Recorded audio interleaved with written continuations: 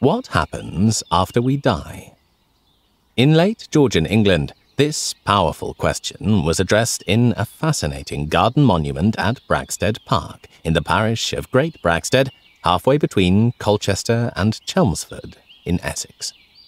In this period, Bragstead Park was the seat of the Duquesne family, who were wealthy and influential merchants and financiers.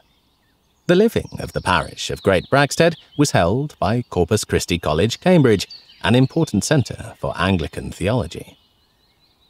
The monument is approached from the south by boat, on a lake lying between the mansion and the church. The northern bank of the lake is its retaining dam and has a brick wall. The wall rises up over an arched tunnel opening, holding back a significant mound like a burial barrow. Stepping off the boat, we are immediately underground, in a brick-vaulted chamber.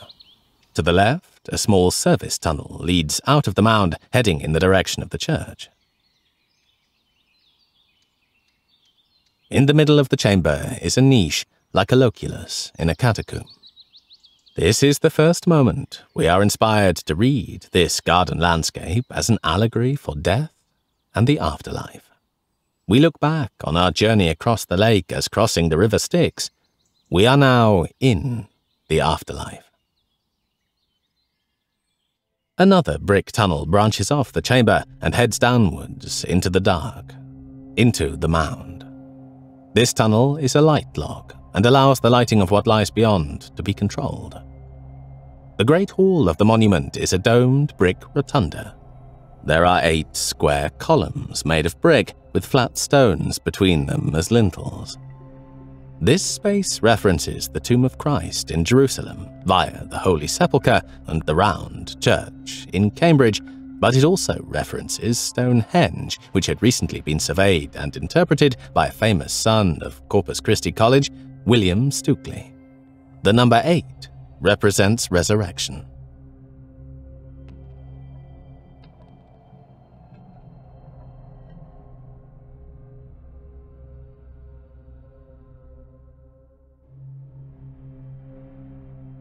At the side of the Great Hall is an archway into absolute darkness.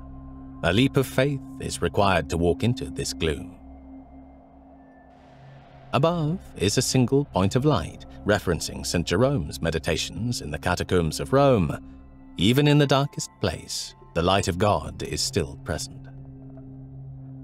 If we illuminate the space, we can see that this side chamber is in fact quite small and rounded. Despite our fears of the unknown, there is no danger here. Heading back into the Great Hall brings us into a greater divine light through the opening at the apex of the dome. The tomb is empty. Christ is risen, but left behind are some hexagonal blocks of basalt, representing the throne of God. Our video, Chariot of God, Angels of the Bible, explains this geometric reference.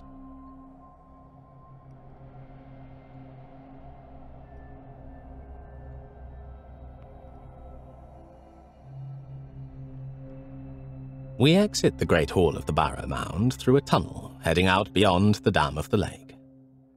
The tunnel splays open in all directions, hitting us with a wall of light. We emerge reborn into light, like leaves and flowers in spring. We enter a hidden garden with white flowers of asphodel, a classical paradise.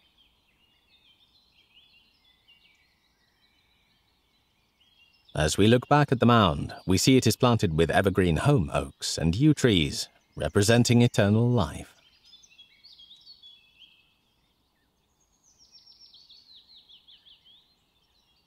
We can circle the mound and climb up onto its summit.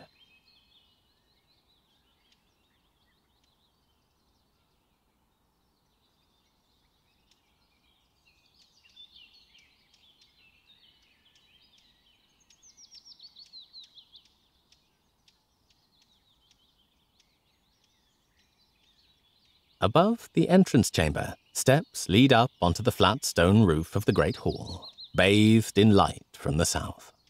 This platform forms a chorus, a classical space for sacred dances representing fellowship, as well as social and celestial harmony.